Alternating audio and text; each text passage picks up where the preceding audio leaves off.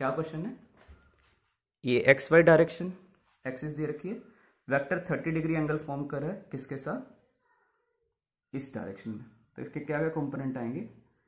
10 cos 30, cos 30 √3/2 ये हो गया 5 √3। इस डायरेक्शन में आएगा 10 sin 30। एरो का ध्यान रखना, sin 30 हो गया 1/2। देखो इधर की तरफ फोर्स है, कुछ इधर लगा दो कुछ इधर लगाओ, तब जाके इधर की तरफ फोर्स आएगी। तो इसको कैसे बोलोगे? ये मान लो ए वेक्टर है, 5 √3 एक्स के ऑपोजिट है तो -5 √3 आई कैप, और ये वाला वाई के ऑपोजिट है -5 जे कैप। तो इस तरीके से हम किसी भी वेक्टर को लिख सकते हैं। जैसे मान लो एक और एग्जांपल देखो, एक वेक्टर है, दोनों के साथ x के साथ भी 45 y के साथ भी 45, तो क्या कंपोनेंट आएंगे? 10 cos 45, इधर क्या आ गया 10 sin 45। cos 45 हो गया 1/√2, ये हो गया 5 √2, और ये भी हो गया 5 √2। तो this vector is 5 √2 i cap plus 5 √2 j cap. Next question है, एक वेक्टर है 10 i cap plus 10 √3 j cap. इसका हमें मैग्नीट्यूड फाइंड करना है, कितना मैग्नीट्यूड होगा, और ऑल्सो इसकी डायरेक्शन फाइंड करनी है कि x एंड y के साथ कितना कितना ये एंगल फॉर्म करे। पहले इस वेक्टर को ड्रॉ करते हैं।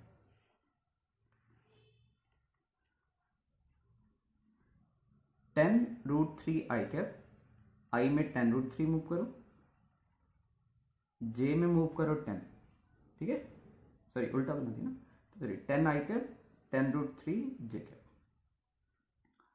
ये है तुम्हारा resultant vector.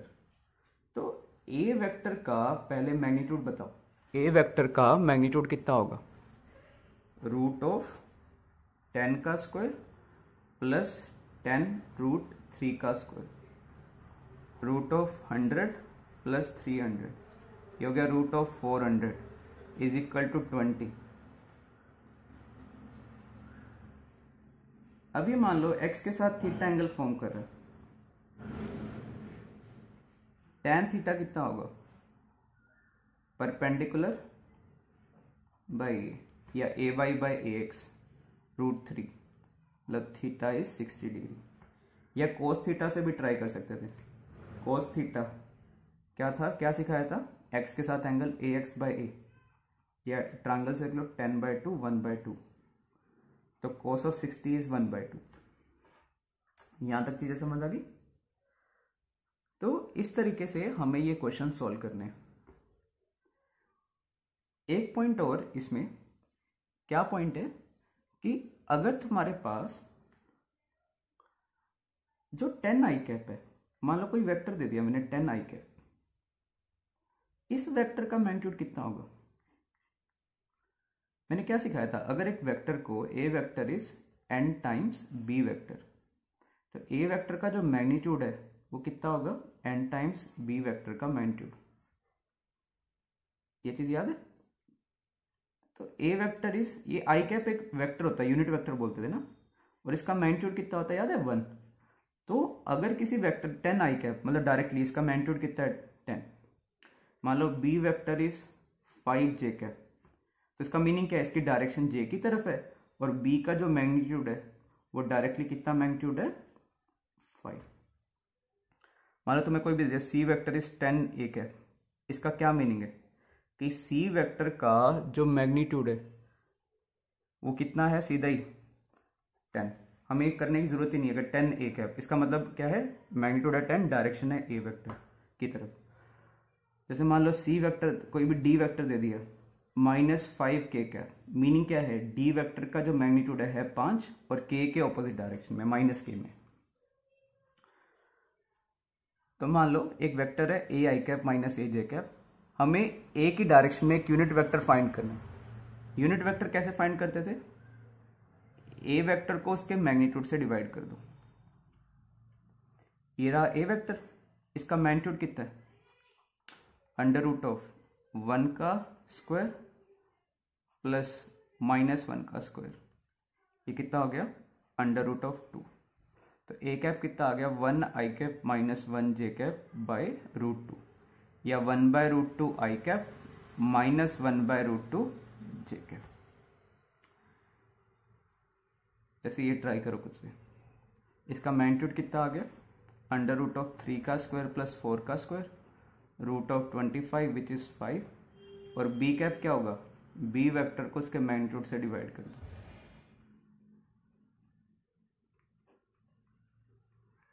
Three by 5 i cap plus 4 by 5 J cap. तो इस तरीके से किसी भी यूनिट वेक्टर की डायरेक्शन में, किसी वेक्टर की डायरेक्शन में यूनिट वेक्टर फाइंड कर सकते हो।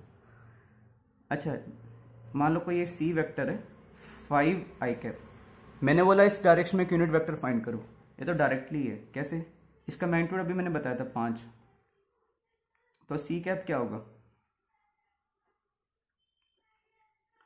ये सीधा आई कैप ही आ जाएगा। तो ये तो सीधा यूनिट वेक्टर ही है ना आई कैप, तो आई की डायरेक्शन यूनिट वेक्टर आई कैप। अगर मैं बोलूँ कि भाई जैसे डी वेक्टर है -10 जे कैप, इस डायरेक्शन में फाइंड करो, डी का मैग्नीट्यूड करके देखना, ये डी का मैग्नीट्यूड 10 ही है, तो डी कैप कितना होगा माइनस जे कैप। तो डायरेक्टली में इसकी डायरेक्शन ही बतानी है ना, इसकी डायरेक्शन में यूनिट वेक्टर, तो डी -10 जे कैप, तो पता ही है कि माइनस जे की तरफ है। C vector is 5 i cap, तो समझ आ रहा है कि आई कैप की तरफ है। तो डायरेक्टली इनकी डायरेक्शन में यूनिट वेक्टर ऐसे हो गए। हम इन रेजोल्यूशन का यूज फिजिक्स में कैसे करेंगे?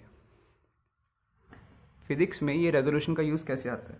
जैसे ना कोई फोर्स लग रहा होगा या कुछ वेलोसिटी होगी, हमें उसका एक्स और वाई में चाहिए होगा। तो जैसे इस डायरेक्शन में फोर्स लगा रहा हूँ, मैं बोलूँ कि इसके कंपोनेंट्स बताओ, इस तरफ क्या कंपोनेंट आएगा, theta F cos theta, it is F sine theta.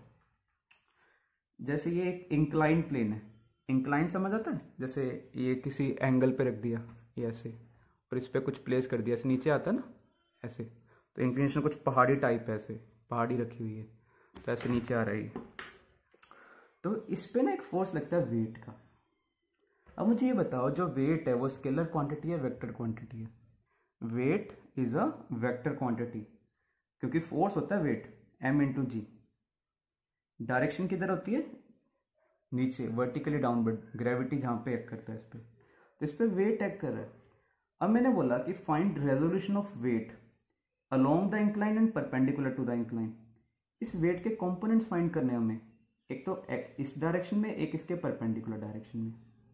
देखो कैसे करें, ये थीटा, ये हो गया 90 माइनस थीटा, ये आ गया थीटा, तो वेट का इस डायरेक्शन में कंपोनेंट कौन सा आएगा, वेट कोस थीटा, और इस वेट साइन थीटा। वेट होता है mg, तो इधर आएगा mg कोस थीटा और इधर आएगा mg साइन थीटा। इस चीज का हम यूज ऐसे करेंगे इन फिजिक्स। नेक्स्ट एक इंपॉर्टेंट पॉइंट, अगर कोई वेक्टर एक्स एक्सिस के अलोंग है, उसका कंपोनेंट्स क्या क्या होंगे? जैसे ये वेक्टर है, ये एक्स के साथ कितना एंगल फॉर्म कर रहा है, 0, तो किसी वेक्टर का क्या लिखते हैं, a cos 0 i cap plus a sine 0 j cap. तो कोस 0 तो हो गया 1, ये कितना हो गया 0 जे कैप। तो मतलब अगर कोई वेक्टर x की तरफ है पूरा का पूरा, उसका y कंपोनेंट कितना होगा, 0। जैसे अगर कोई वेक्टर किसी डायरेक्शन के साथ 90 डिग्री एंगल बनाए, जैसे y के साथ 90 डिग्री एंगल बना रहा है, तो y की तरफ कौन सा कंपोनेंट आएगा? अगर कोई वेक्टर किसी डायरेक्शन के साथ थीटा एंगल बनाए, तो क्या कंपोनेंट आता है, a कोस थीटा। तो अगर थीटा 90 डिग्री हो, मतलब वेक्टर के, अगर मैं बोलूँ कि उसके 90 डिग्री डायरेक्शन में या परपेंडिकुलर में उसका कंपोनेंट बताओ, तो a cos 90 that will be 0।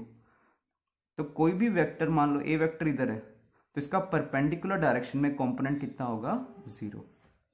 जैसे अब ये a वेक्टर है, पूरा का पूरा किस तरफ है, y की तरफ, x के साथ कितना एंगल बना रहा है, 90, तो a cos 90 I cap plus a sin 90 J cap. a cos 90 0, sin 90 हो गया 1। तो देखो, या तो ऐसे देख लो, ये सारा का सारा वेक्टर y में ही है, तो a जे कैप, a का y में कंपोनेंट, अगर ये y के साथ, ये एक्स के साथ कॉम्पोनेंट, एक्स के साथ ये कितना एंगल बना रहा है 90 डिग्री, तो ए का एक्स कॉम्पोनेंट विल बी 0। तो अगर कोई वेक्टर है उसके परपेंडिकुलर डायरेक्शन में उसका कॉम्पोनेंट होता है 0, बाकी सब डायरेक्शन में कॉम्पोनेंट आएगा, बस ये परपेंडिकुलर डायरेक्शन में कॉम्पोनेंट कितना होता है 0। तो if a vector is along x axis it's y component is 0, if a vector is along y axis उसका एक्स कॉम्पोनेंट कितना होता है 0। तो किसी भी वेक्टर का उसके परपेंडिकुलर डायरेक्शन में कंपोनेंट या रेजोल्यूशन कितना होता है 0। तो अगर तुम्हें बोले कि भाई ये ए वेक्टर है, इस डायरेक्शन में कंपोनेंट बताओ, इस डायरेक्शन में 0 कंपोनेंट होगा, सारा सारा इसी डायरेक्शन में आएगा। Addition of vectors in rectangular components. पहले हमने पढ़ा दो वेक्टर्स जैसे ए और बी, उनमें एंगल है थीटा, उनका सम करो। तो हमने कैसे करा, हमने थ्योरम सीखा था, root of A square plus B square plus 2ab cos theta और tan अल्फा निकाला था। अब इस मेथड से देखते हैं, A vector is 3i cap plus 4j cap and B vector is 5i cap and 2j cap. मैंने तुम्हें एक पॉइंट सिखाया था, अगर दो वेक्टर सेम डायरेक्शन में है तो उनको सीधा ऐड कर दो, अगर ऑपोजिट में जब उनका वेक्टर एडिशन करोगे मैथमेटिकली वो सब्ट्रैक्ट हो जाते हैं। ठीक है, तो जैसे ये दो वेक्टर्स हैं 3i cap plus 5i cap, इनको एडिशन करोगे, ये दोनों वेक्टर सेम डायरेक्शन में तो सीधा ही ऐड हो जाएगा। तो कितना होगा ये a प्लस बी, ये कितना होगा इधर की तरफ 8। इस डायरेक्शन में एक 4 का वेक्टर है 4j cap plus 2j cap, ये भी दोनों सेम में 6। तो बोलो कि रिजल्टेंट वेक्टर बताओ, रिजल्टेंट वेक्टर क्या होगा 8i cap plus 6j cap, ये तुम्हारा a प्लस बी है। इसका मैग्नीट्यूड कितना आ रहा है, मैग्नीट्यूड वगैरह निकाल सकते हो। c का मैग्नीट्यूड कितना होगा अंडर रूट ऑफ 8 का स्क्वायर प्लस 6 का स्क्वायर, कितना हो गया 10। मैं बोलूँ ये x के साथ कितना एंगल फॉर्म कर रहा है, tan थीटा विल बी कितना होगा 6/8 3/4, तो थीटा कितना आ गया 37 डिग्री। तो रेक्टेंगुलर कंपोनेंट्स में कैसे ऐड करना, आई को आई से ऐड कर दो, जे को जे से ऐड कर दो, सीधा ही ऐड करो। एग्जांपल देखो इसके और। तो इसकी थ्योरम क्या है, अगर ए वेक्टर है A x I cap plus A y J cap and B vector is B x I cap plus B y J cap, तो इनका एडिशन कैसे होता है, सीधा ही एक्स को एक्स से ऐड करो, आई कंपोनेंट को आई से, जे को जे से, तो क्या हो गया A x plus B x I cap A y plus B y J cap. जैसे फॉर एग्जांपल ये 3 वेक्टर्स हैं, 3 का एडिशन 3 का भी इसी तरीके से होगा, एक्स कंपोनेंट अलग से वाई के अलग से, तो 3i cap plus 1i cap plus 1i cap, ये कितना हो गया 6i cap plus 2j cap. मैं बोलूँ इसका मैग्नीट्यूड बताओ, बता सकते हो कितना मैग्नीट्यूड होगा, रूट ऑफ 6 का स्क्वायर प्लस 2 का स्क्वायर, कितना होगा रूट ऑफ 40, ठीक है, या 2√10। जैसे ये दो वेक्टर्स हैं ए वेक्टर और बी वेक्टर, दोनों का मैग्नीट्यूड कितना है, दोनों का मैग्नीट्यूड है 10। हमें इनका एडिशन फाइंड करना है, वेक्टर एडिशन। हमने एक तो पहले मेथड सीखा था, कैसे सीखा था, ये दो इक्वल वेक्टर्स हैं, डायरेक्टली इनका रिजल्टेंट कितना आएगा 2a cos θ/2 cos 60/2 cos 30, cos 30 होता है √3/2, तो ये हो गया 10√3। और कहाँ पे आएगा एंगल बाइसेक्टर में। अब ये आई कैप जे कैप से ट्राई करते हैं, यही सेम क्वेश्चन।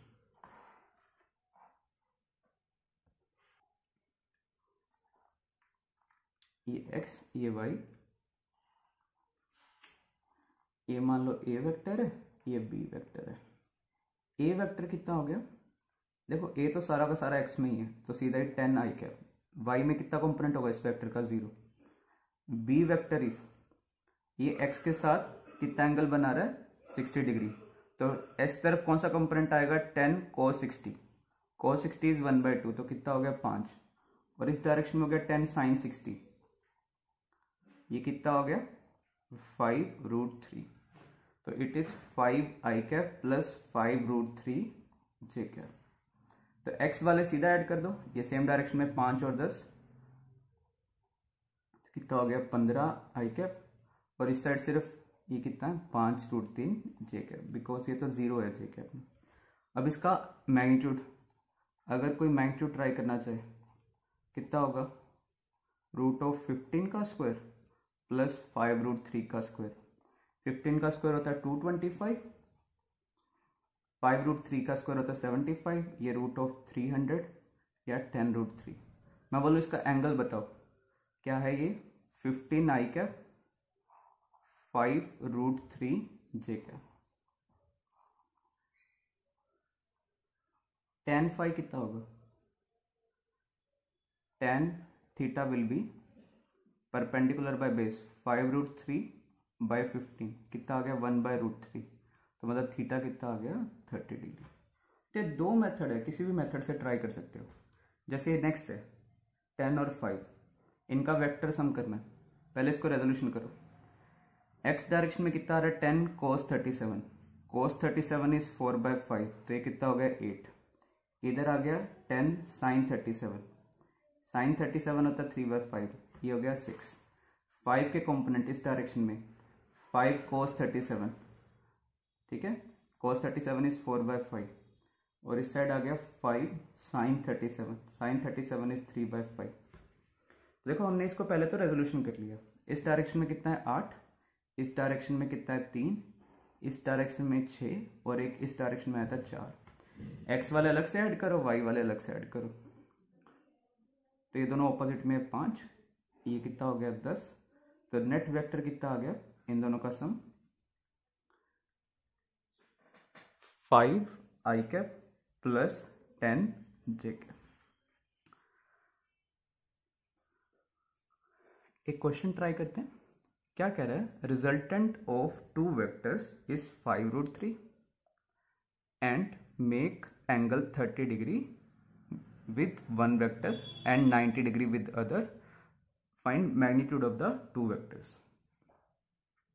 क्या कह रहा है, कहता कि जो एक तो पॉइंट इसने ये बताया, कहता कि रिजल्टेंट है उसका मैग्नीट्यूड है 5√3, एक वेक्टर के साथ वो 90 डिग्री एंगल बना रहा है और दूसरे वेक्टर के साथ वो 30 डिग्री एंगल फाइंड कर रहा है। तो हमें ए और बी का मैग्नीट्यूड निकालना है।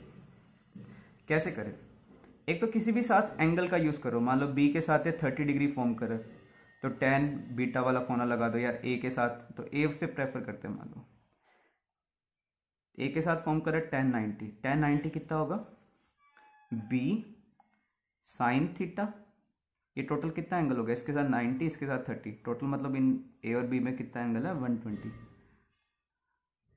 Upon a plus b cos 120। tan 90 is infinite, तो मतलब ये डिनोमिनेटर कितना होना चाहिए 0, तो a plus b cos 120 is 0। cos 120 कितना होता है -1/2, देखो cos 60 वाला बट नेगेटिव में, तो यहाँ से आ गया a is equal to b/2 या b is equal to 2 times a। ये तो आ गई पहली इक्वेशन।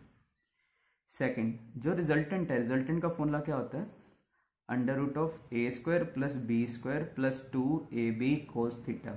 स्क्वायरिंग कर लो, r² कितना हो जाएगा, r² is equal to a² plus b² plus 2ab cos theta.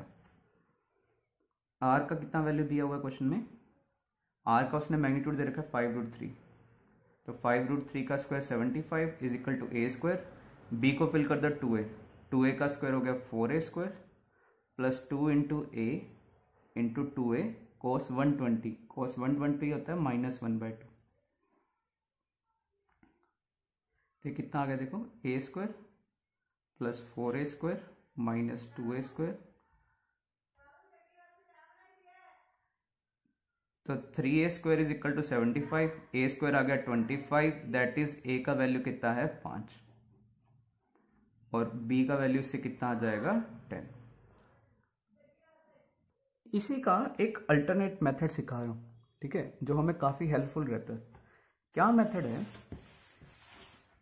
क्या कहते हैं इसमें, कहते हैं कि अगर कोई वेक्टर है ए वेक्टर बी वेक्टर और उसका जो रिजल्टेंट है ए के साथ एंगल फॉर्म करे अल्फा, बी के साथ एंगल फॉर्म करे बीटा।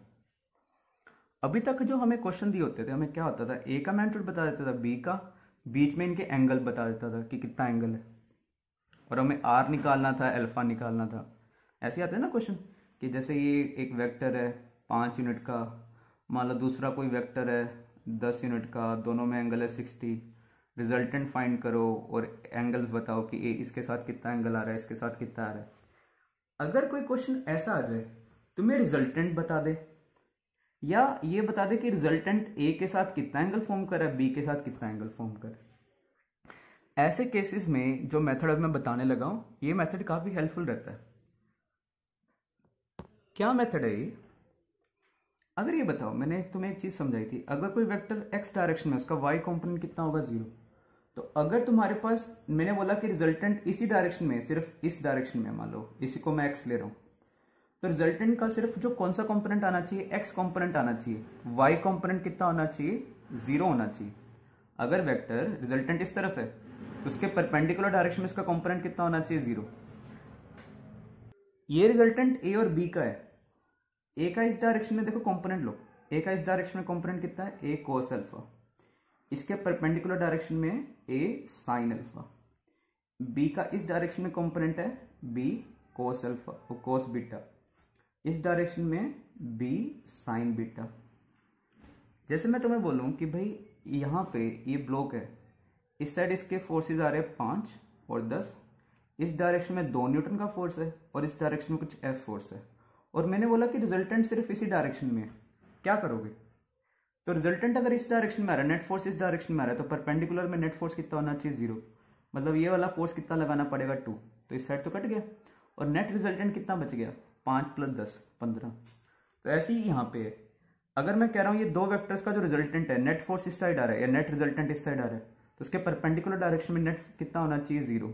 तो ये दोनों आपस में कट जाने चाहिए, मतलब ये इक्वल एंड ऑपोजिट होने चाहिए। तो एक कंडीशन तो इससे ही आ जाती है।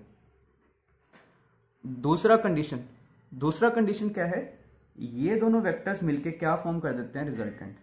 इन दोनों का जो सम आता है वही आर के बराबर होता है, that r is a cos alpha plus B cos beta. ये दो इक्वेशन इससे पता लगती है कि ये दो वेक्टर्स हैं। अगर तुम्हें बता दो कि रिजल्टेंट का डायरेक्शन बता दो, तो उनके जो कंपोनेंट्स रिजल्टेंट की तरफ आ रहे हैं वो तो ऐड होके आर के बराबर हो जाते हैं, परपेंडिकुलर वाले कट जाते हैं। अभी पिछला वाला क्वेश्चन इसी मेथड से ट्राई करते हैं। क्या दिया होता तुम्हें, बी वेक्टर कितना एंगल फॉर्म कर रहा है, 30 डिग्री, ए फॉर्म कर रहा है 90 डिग्री। तो क्या करो, देखो कंपोनेंट्स लेते हैं। क्या सीखा था, ये हो गया अल्फा, ये हो गया बीटा, ए, पहली बात A sine alpha is equal to B sine beta, A sine 90 is equal to B sine 30। Sine 90 हो गया 1, साइन 30 हो गया 1/2, B is equal to 2a। पिछले क्वेश्चन में हमने देखा था, यही क्वेश्चन आई थी।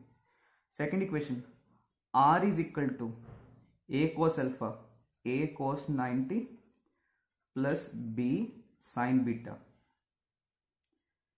कोस 90 हो गया 0, बी कितना है 2a, साइन 30 हो गया 1/2।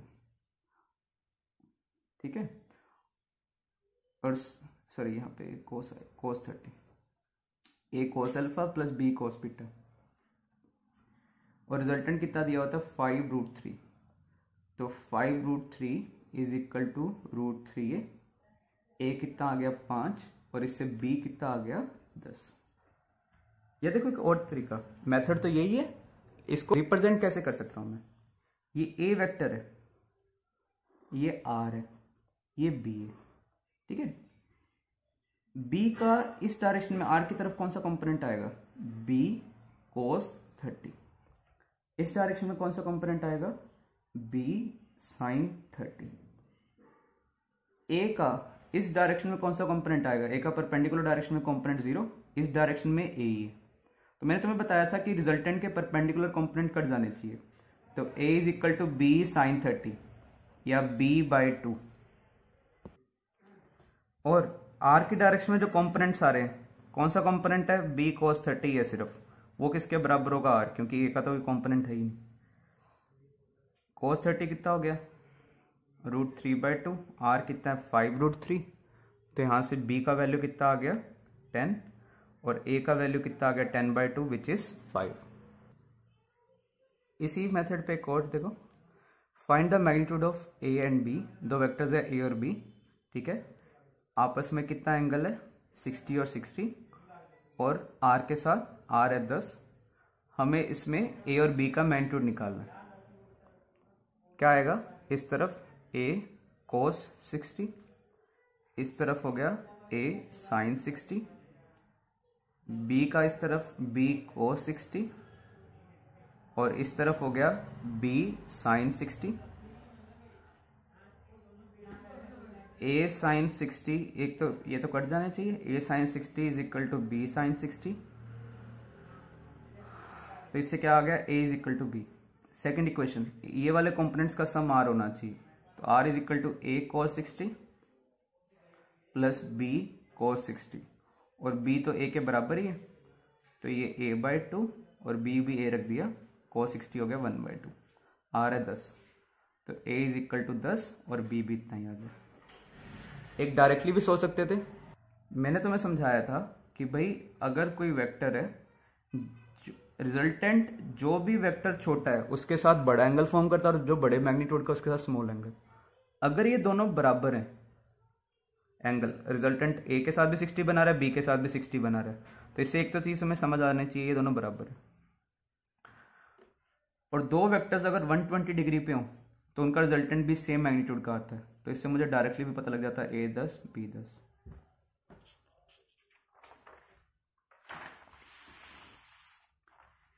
इस मेथड पे ये लास्ट क्वेश्चन देखो, एक क्या क्वेश्चन है, तुम्हारे पास रिजल्टेंट है, ठीक है, a का मैग्नीट्यूड है 3, b का मैग्नीट्यूड है 5, हमें बीटा फाइंड करना है। रिजल्टेंट बता रखा है कि रिजल्टेंट b के साथ कितना एंगल फॉर्म कर रहा है, ठीक है, रिजल्टेंट b के साथ कितना एंगल फॉर्म कर रहा है ये हमें फाइंड करना है। b का मैग्नीट्यूड है 5 और a के साथ कितना एंगल फॉर्म कर रहा है 90। कैसे करोगे, b का इस डायरेक्शन में कॉम्पोनेंट कौन सा आएगा, b cos बीटा, और b का इस डायरेक्शन में कॉम्पोनेंट कौन सा आएगा, b sin बीटा। a का इस डायरेक्शन में 3 है, 90 प्रोजेक्शन वाली साइड 90 डिग्री वाली साइड, 90 डिग्री वाली साइड कितना कंपोनेंट आएगा 0, तो ये कंपोनेंट कैंसिल आउट हो जाने चाहिए, तो a is equal to b sine beta. a का मैग्नीट्यूड कितना है 3, b का magnitude 5, sine beta, sine beta is 3/5, तो बीटा कितना होगा, साइन ऑफ कितना 3/5 होता है 37 डिग्री। या उस मेथड से करो, tan अल्फा वाले से, किसके साथ एंगल पता है हमें, a के साथ एंगल पता है, इसको अल्फा ले लो, ये a हो गया ये b हो गया, tan अल्फा इज क्या था b sine theta upon a plus b cos theta, और अल्फा कितना दे रखा है उसने क्वेश्चन में 90, तो ये हो गया इन्फानाइट, तो मतलब ये टर्म क्या होनी चाहिए 0, a plus b cos theta is 0, a का वैल्यू है 3, b का मैग्नीट्यूड है 5 कोस थीटा, तो कोस थीटा आ गया -3/5, कोस ऑफ कितना -3/5 होता है, कोस ऑफ 53 तो होता है 3/5, कोस ऑफ 180 -53 ये होगा -3/5, मतलब कोस ऑफ 127 इज -3/5, ठीक है, तो ये थीटा कितना आ गया हमारे पास 127 डिग्री, तो ये टोटल एंगल है 127, तो ये 127, ये 90, तो ये कितना बचेगा 37। ये दो मेथड है, जो भी मेथड इजी लगे प्रेफर करना। काइनेमेटिक्स में इस चीज़ का काफ़ी यूज आएगा जब हम मोशन पढ़ेंगे, तो ये हेल्पफुल टूल है काफ़ी। अब हम पढ़ते हैं वेक्टर्स इन 3D, ठीक है, 3 डायमेंशन में वेक्टर्स, अभी तक हमने पढ़े 2 डायमेंशन में। सबसे पहले इसको सोचने के लिए पहले देखो, एक क्यूब है, ठीक है, क्यूब में क्या क्या चीज़ें होती हैं, इसको तो बोलते हैं हम एज, ये जो साइड्स होती हैं, तो एक क्यूब में कितने एज होते हैं, ये 4 ये वाले 4 ये, तो टोटल एजेस तो होते हैं 12। फिर हम बोलते हैं फेस डायगोनल, फेस डायगोनल होता है कि दीवार के एक फेस पे कितना डायगोनल है, जैसे यहाँ पे तुम बैठे हो, सामने एक दीवार होगी, दीवार को देखो, उसके जो डायगनल्स हैं, सामने एक दीवार के जो डायगनल्स हैं उसको हम बोलते हैं फेस डायगनल। एक दीवार पे कितने डायगनल होंगे? 2। टोटल कितनी दीवारें हैं? 6 दीवारें हैं टोटल। तो टोटल कितने डायगनल्स हो गए? 12। फिर होते हैं हमारे पास बॉडी डायगनल। बॉडी डायगनल क्या होता है? इस कॉर्नर से इस पीछे वाले टॉप मोस्ट कॉर्नर को, इसको बोलते हैं बॉडी डायगनल। जैसे जहां पे तुम बैठे हो, ठीक है, सामने एक दीवार होगी, उस दीवार के लेफ्ट बॉटम मोस्ट कॉर्नर पे, लेफ्ट साइड पे बॉटम मोस्ट कॉर्नर पे, तुम्हारे पीछे वाली दीवार पे राइट साइड पे टॉप, जो राइट साइड पे टॉप कॉर्नर है उसको ज्वाइन कर दो, तो ये जो एयर में से जारी होगी एक डायगनल, इसको बोलते हैं बॉडी डायगनल। एक ऐसे इस कॉर्नर से, फ्रंट से ये पीछे इस तरफ, इससे यहां पे, ठीक है, और इस वे से यहां पे, ये हमारे पास 4 बॉडी डायगनल्स होती हैं, ठीक है। और इनकी अब लेंथ देखते हैं। एज का तो लेंथ होता है, अगर क्यूब होता है एज का तो लेंथ होता है ए, ये भी साइड कितनी है? ए। तो ये डायगोनल होता है, दिस इज फेस डायगोनल, ये कितना होता है? Root of A square plus root of A square, ये कितना हो गया? √2a। और बॉडी डायगोनल देखो, इस कॉर्नर से इस कॉर्नर तक की है, इसको हम बोलते हैं बॉडी डायगोनल। ये भी आपस में परपेंडिकुलर है क्योंकि ये ग्राउंड है, ये साइड में जो दीवार जा रही है, जैसे हाइट है ये वाली, तो ये कितना हो गया? √2a का स्क्वायर प्लस a स्क्वायर, ये कितना हो गया? 2a square plus a square, 3a square, या √3a। या अगर ये होता है l, ये होता है b, तो ये होता है √l square plus b square, ये हो जाता है h। तो ये वाली साइड कितनी होती है? √l square plus b square plus h square. ऐसे ही पढ़ो 3D में वेक्टर्स। मान लो एक वेक्टर तुम कैसे बना रहे हो, या तो x y z ऐसे भी ड्रॉ कर सकते हो। मान लो मैं x में कुछ किया, इसको बोलते हैं ax, फिर y में कुछ किया ay, फिर z में चला गया, ठीक है, बाहर की तरफ az। तो नेट मेरा डिस्प्लेसमेंट क्या होगा? जो मेरा नेट डिस्प्लेसमेंट मैं बोलूंगा कि x में ax i cap plus ay j cap plus az k cap. जैसे यहाँ पे मैंने x y ये z, x में ये ax, फिर ये ay, फिर तुम z में चले गए, ठीक है, az। तो जो तुम्हारा रिजल्टेंट डिस्प्लेसमेंट हुआ ये कितना होगा? ax i कैप, x में गया, फिर y में गया, फिर z में गया। जैसे यहाँ पे पहले l, फिर b, फिर h। अब इसका मैग्नीट्यूड बता दो। जैसे यहाँ पे क्या था, मान लो ये x एक्सिस होता, ये x होता, ये अगर y होता और ये z होता, तो क्या कैसे जाता? मैं l i cap, b j cap, h z की तरफ k कैप। तो इसका मैग्नीट्यूड क्या होगा? Its magnitude will be √ax का स्क्वायर प्लस ay का स्क्वायर प्लस az का स्क्वायर। तो ये है हमारे पास 3D में वेक्टर्स। तो मान लो a वेक्टर है, ये x एक्सिस के साथ अल्फा एंगल फॉर्म कर रहा है, y के साथ बीटा फॉर्म कर रहा है, एंड z के साथ गामा एंगल फॉर्म कर रहा है। If a vector makes angle alpha, beta and gamma with x axis, y and z respectively, तो ax will be a cos alpha. याद है, अगर x के साथ थीटा एंगल फॉर्म करे तो x की तरफ कौन सा कंपोनेंट आता है? a cos alpha. अच्छा, इसमें एक चीज ध्यान रखना, ये जो अल्फा है और बीटा है इनका सम 90 डिग्री नहीं होगा। देखो, अगर तो ये वेक्टर इसी प्लेन में है, ये अगर एंगल थीटा होता था, ये वाला एंगल 90 माइनस थीटा होता था, बट ये वेक्टर अगर ऐसे है, बाहर की तरफ है, ये चीज समझ आ रही है? देखो, ये वेक्टर है, अगर तो वेक्टर 2D वेक्टर होता, इसी प्लेन में लाई करता, तो मैं अगर ये थीटा ये वाला होता 90 माइनस थीटा, बट अगर ये वेक्टर ऐसे बाहर की तरफ है, तो ये इन दोनों का सम, ये y के साथ जो एंगल फॉर्म करे, x के साथ जो एंगल फॉर्म करे, इन दोनों का सम 90 डिग्री नहीं होता है, ध्यान रखो। अगर वेक्टर एक्स वाई प्लेन में है तब इन दोनों एंगल्स का सम 90 होता है, तो ये z के परपेंडिकुलर हो जाएगा। बट अगर ये x के साथ कुछ एंगल, ये प्लेन के बाहर है, 3D वेक्टर है, तो x के साथ अल्फा, b के साथ बीटा, इन दोनों का सम, अल्फा और बीटा का सम 90 डिग्री नहीं होगा, ये याद रखो। a cos beta, this is a cos gamma. a vector, तो a वेक्टर को हम क्या लिखेंगे, ax i cap, ay j cap, az k cap, और a का मैग्नीट्यूड क्या होगा, अंडर रूट ऑफ ax का स्क्वायर प्लस ay का स्क्वायर प्लस az का स्क्वायर। अगर कोई बोले x के साथ एंगल बताओ, तो cos alpha is ax by a, cos beta is y के साथ अगर एंगल पूछे उसका y component by a, z के साथ एंगल पूछे cos gamma is az by a। ठीक है। अब जैसे क्वेश्चन है, prove that cos square alpha plus cos square beta plus cos square gamma is equal to 1, ये प्रूव करना।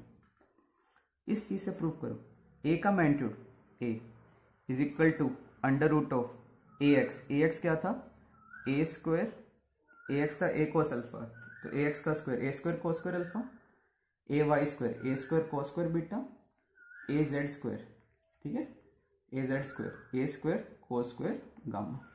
स्क्वायरिंग कर लो, ये a स्क्वायर हो जाएगा, यहाँ से a स्क्वायर कॉमन निकाल लेना, cos square alpha plus cos square beta plus cos square gamma, तो ये प्रूव हो गया। cos square alpha plus cos square beta plus cos square gamma is equal to 1। Question में what is the value of sine square alpha plus sine square beta plus sine square gamma, इसकी value बताओ। ये value समझ आ गई।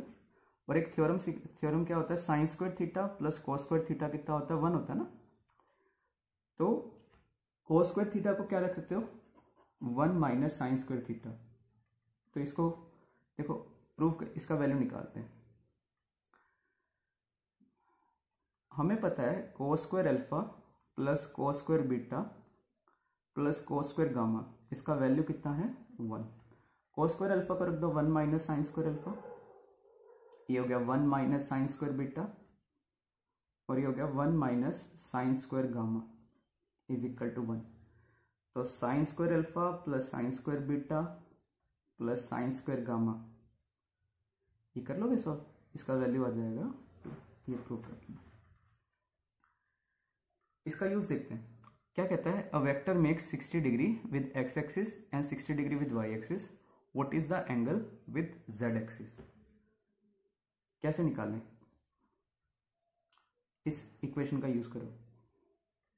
60 degree with x axis, cos square 60 plus cos square 60 plus cos square gamma, ठीक है, cos square gamma is equal to 1। तो कितना हो गया, cos 60 होता है 1/2, उसका स्क्वायर 1/4। तो यहां से cos स्क्वायर गामा की कितनी वैल्यू आ गई, 1/2। तो मतलब cos गामा कितना हो गया, प्लस माइनस 1/2। तो अगर तो हुआ प्लस 1/2 तब तो हो गया 45 डिग्री, अगर हुआ माइनस 1/2 तो 180 में से 45 सब्ट्रैक्ट करके करना पड़ेगा, 135 डिग्री। तो इस तरीके से हम एंगल्स फाइंड कर सकते हैं। जैसे फॉर एग्जांपल एक वेक्टर है, 30 डिग्री बना रहा है x के साथ, 60 डिग्री बना रहा है y के साथ, z के साथ एंगल। फिर से वही फॉर्मूला यूज करो, cos square 30 plus cos square 60 plus cos square gamma is equal to 1। cos square 30, cos 30 होता है √3/2, उसका स्क्वायर 3/4, cos 60 होता है 1/2, उसका स्क्वायर 1/4, 3/4 प्लस 1/4, ये 1 हो गया, ये कैंसिल आउट हो जाएगा। तो cos स्क्वायर गामा आ गया 0, मतलब cos गामा इज 0, ये हो गया गामा इज 90 डिग्री। तो देखो अगर मैंने अभी चीज बताया, अगर ये x और y है, ये वेक्टर अगर इसी प्लेन में लाई करे, इसके साथ 30 डिग्री बना रहा है, इसके साथ 60 बना रहा है, तो z के साथ कितना बनाएगा, 90 डिग्री बनाएगा। इस प्लेन में जो भी वेक्टर है वो z के साथ 90 डिग्री एंगल बना रहा है। तो ये सिर्फ तभी पॉसिबल होता है कि x के साथ एंगल प्लस y के साथ एंगल 90 डिग्री हो, अगर वो एक्स वाई प्लेन में लाई करे। एक एग्जांपल देखो, एक वेक्टर है 3i cap 4j cap 5k cap, इसका एंगल बताना विद z एक्सिस, ठीक है, इसका magnitude and angle with z and x। कैसे करोगे?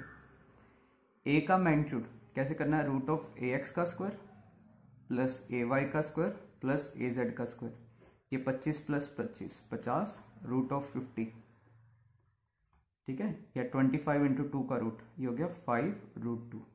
मैं बोलूँ z के साथ एंगल बताओ,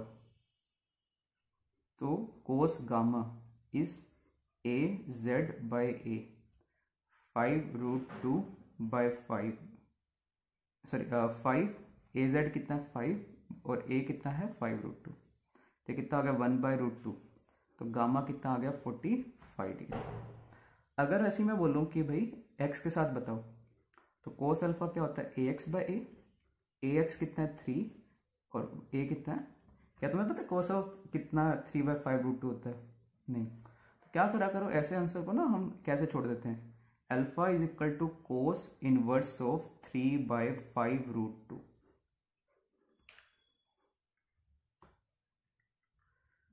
तो इस तरीके से आंसर छोड़ सकते हो।